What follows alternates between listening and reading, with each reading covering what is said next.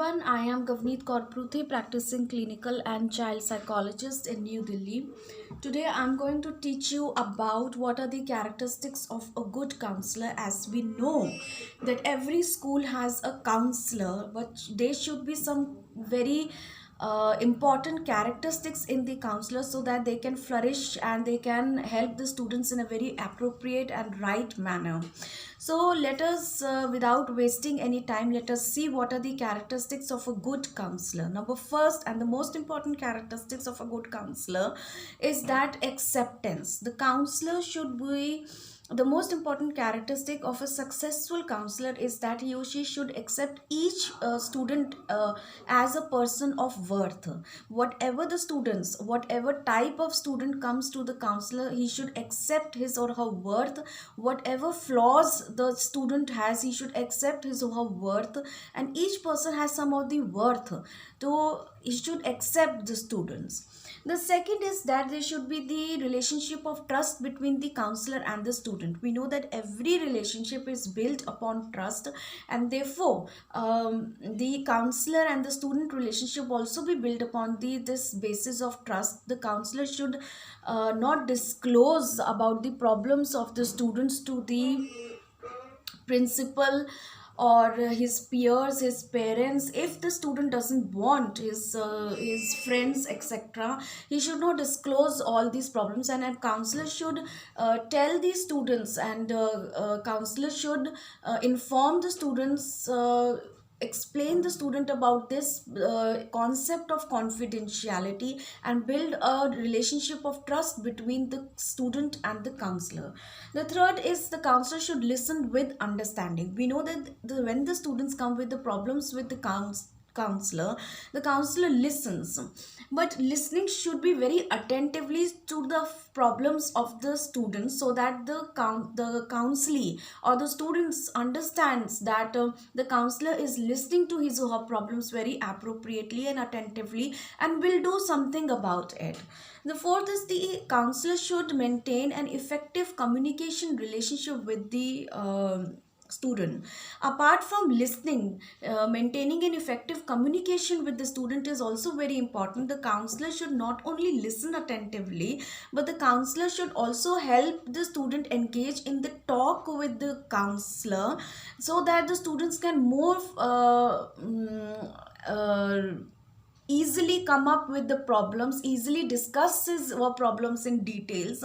And with the talkings, with the talking between the counselor and the counselee, the student open up more freely. So the effective communication should be there between the counselor and the student.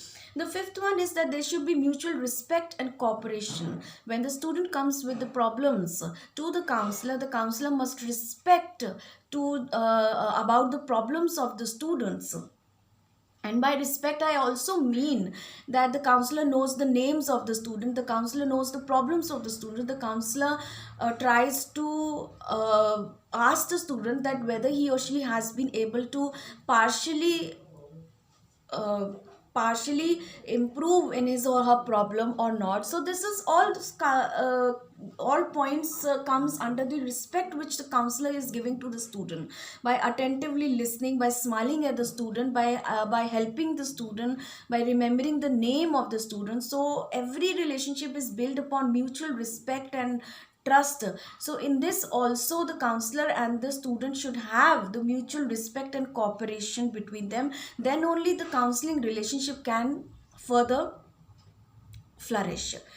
The sixth number is that the counselor should have empathy. The counselor should put himself or herself at the place of the student's problems and feel what the student is feeling about his or her problems. Then only the counselor can basically understand in great depth about the problems which the students have come to the counselor. Then comes the honesty. Another important characteristics which the good counselor should build up, or should have, is basically have to be honest.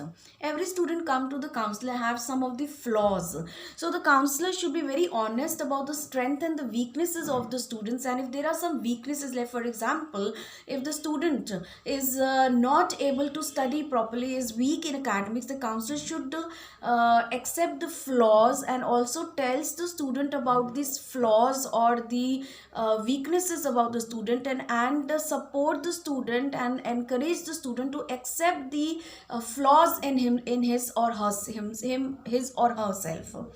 Then comes that the counselor should have the ability to recognize the good points of the student. Every student has good or the bad points. It is not that the students who are coming to the counselors are only coming with the good points, but they have the bad points. And during the process of counseling, we often see that the student is focusing most only on the bad points, that I'm not able to do this, that I'm not able to achieve this, that I will not be able to do this. But the counselor should pinpoint some of the good points also to the students, that in spite of not being able to achieve this, you are very good in extracurricular activities, which is a very good achievement in you. So apart from the bad points in the relationship between the counselor and the student, the counselor should focus on the good points and encourage the students to basically promote those good points in him or her, so that the student become more positive towards himself or herself and has a more positive self concept. So I believe and I think that these are some of the very good qualities and the characteristics of the good counselor, and this video will help many of the counselors in the school and many layman persons also. If I have forgotten